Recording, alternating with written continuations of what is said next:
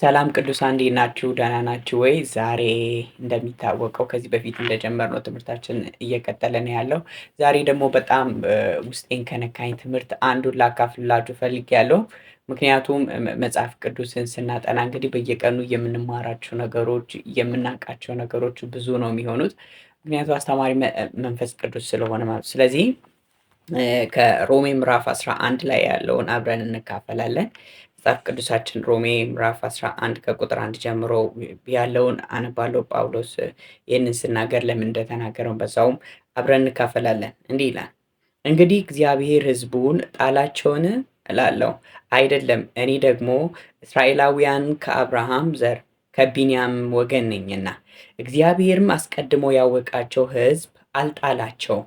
መጽሐፍም ስለ ኤልያስ በተጻፈው የሚለው በእግዚአብሔር ፊት እስራኤልን እንዴት እንደሚከስ አታውቁምን? ጌታ ሆይ ነቢያትን ገደሉ፣ መሠዊያንም አፈረሱት፣ እኔም ብቻዬን ቀረውን፣ ነፍሴም ይሹታል። ነገር ግን አምላካዊ መልስ ምን አለውን? ለበዓል ያልሰገዱትን 7,000 ሰዎችን ለእኔ አስቀርቻቸዋለሁ። እንደዚህም በአሁን ዘመን ደግሞ በጸጋ የተመረጡ ቅሬታዎች አሉ። ስለዚህ ይሄንን ክፍል ስንማር እንግዲህ በጣም ብዙ ጊዜ በጣም ትኩረት ልንሰጥበት የሚገባ የአዲስ ኪዳን ውስጥ ያለው መጽሐፍ ነው። የአዲስ ኪዳን ውስጥ ያለው ስላችሁ ማለት የኪዳኑን እንትን ብቻ ሳይሆን መጽሐፍ ቅዱስ በዚህ ሲናገር ሊናገርን የፈለገው ነገር አለ። ቅሬታዎች የሚለው ምን አይነት ቅሬታዎች ነው የሚለው እያለን ያለው በጸጋ የተመረጡ ቅሬታዎች። በጸጋ የተመረጡ ቅሬታዎች ማለት ኤልያስ አንድ ጊዜ ሊያነሳ የፈለገው የኤልያስን ታሪክ የእስራኤልን ታሪክ ነው።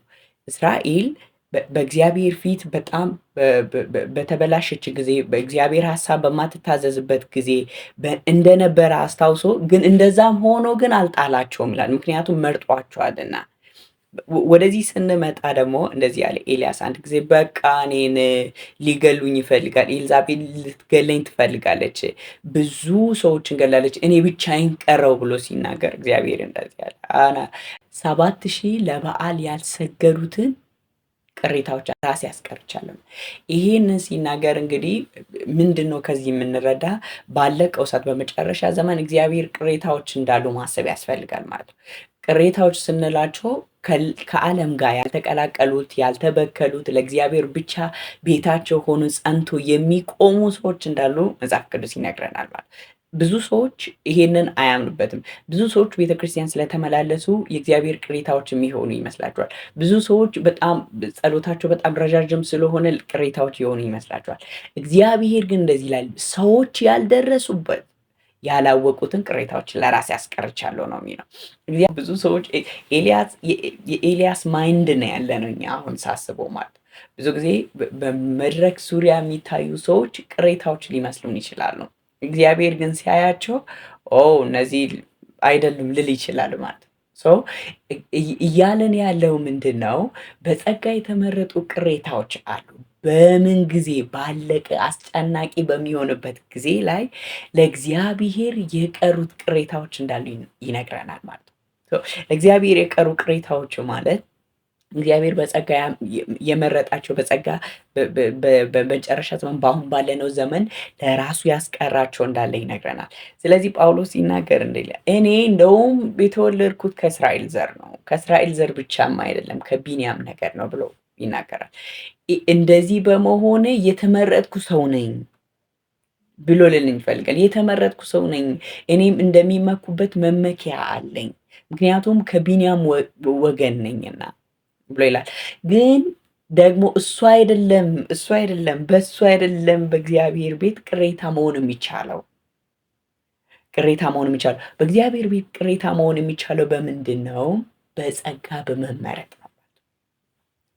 ኤልያስ በዚህ ማይንድ በነበረው በዚህ ሲያስብ የነበረው እኔ ብቻዬን ቀረውኝ፣ ብዙ ሰዎች ብዙ ነቢያቶችን ኤልዛቤል ገላለች፣ ስለዚህ እኔ ብቻዬን እኔን ደግሞ ሊገሉኝ ነፍሴንም ይሹታል ብሎ ይናገራል።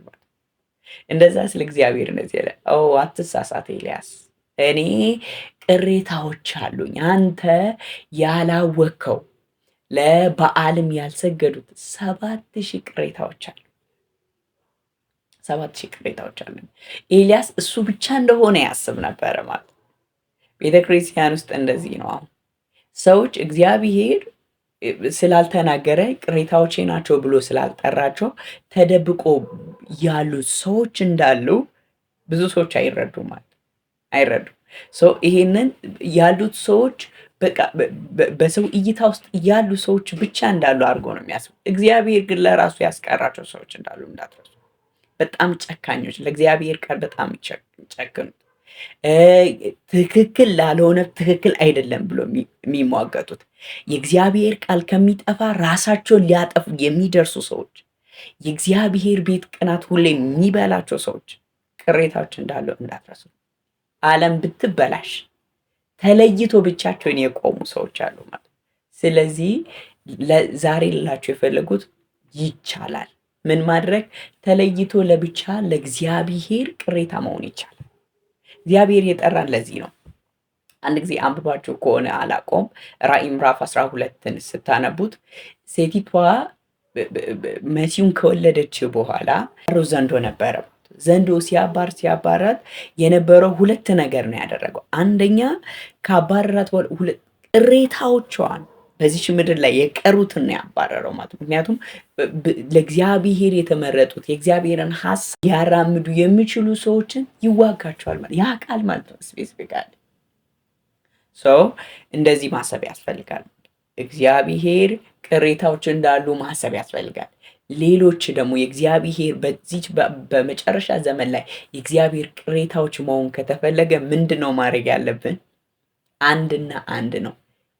ዓለም ከተበላሸች ከዛ ነፃ ለመውጣት ተለይቶ መቆም ይቻላል። ተለይቶ ለእግዚአብሔር ብቻ መሆን ይቻላል። አዎ አሁን የምንኖርበት ዓለም እየተበላሸ ቤተክርስቲያን ውስጥ እየገቡ ያሉ ነገሮች ቤተክርስቲያንን ሁኔታ እያበላሹ ነው። እግዚአብሔር የሚፈልጋትን ቤተክርስቲያን መቅረጽ ሊከብደን ይችላል። ይሄ በማሲፍ ሊከብደን ይችላል፣ በብዛት ሊከብደን ይችላል።